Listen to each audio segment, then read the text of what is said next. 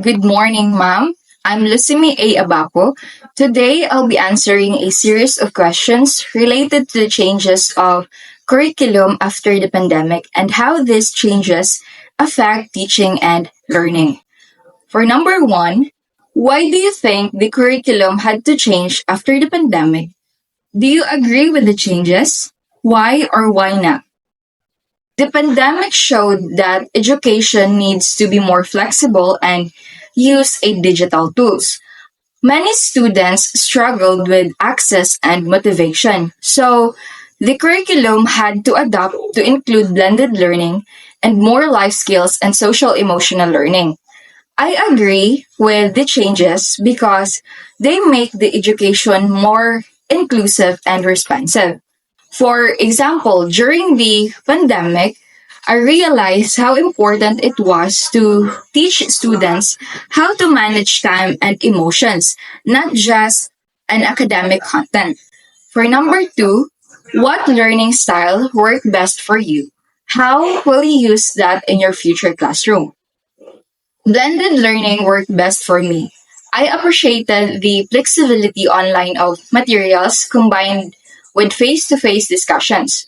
In my future classroom, I plan to give students both digital and printed materials and use tools like Google Classroom for assignments and feedback, while still holding irregular in person interactions to strengthen the engagement.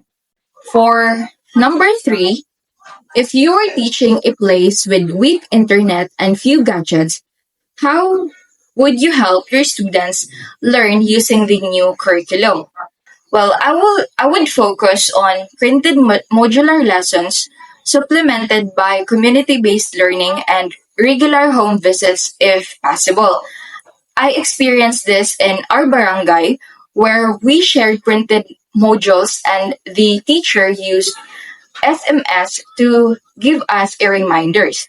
I'd also involve parents in the learning process through orientation or printed guides. For number four, how can you take care of your students' mental health and emotion as a future teacher? Well, one way is by creating a safe and welcoming classroom where students feel heard. I plan to start the day with a short emotional check ins where students can express how they feel. During the pandemic, a friend of mine did this via online emojis that help her students to easily open up. For number five, what are the good and bad sides of using digital tools like Zoom or Google Classroom?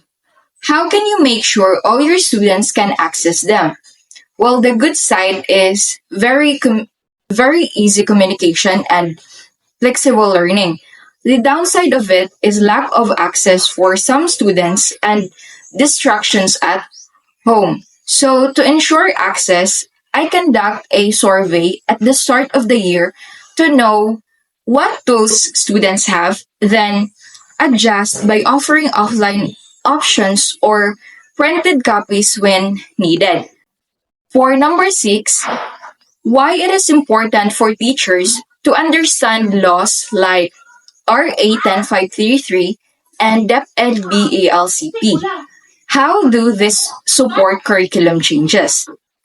RA 10533 emphasizes learning centered education and 21st century skills, while BFLCP helps schools respond during emergencies. As a teacher, knowing this would help align the methods with legal and practical standards. During the pandemic, our school used BECP to left to shift quickly to modular blended approaches. For number seven, how will you teach both academic lessons and life skills at the same time in your classroom? I will use group activities and real world problems in the lesson. For example, in math class, students can work in teams to budget a school project, promoting both computation and teamwork. I learned this approach during an online seminar, and it showed me how life skills can be built into academics naturally.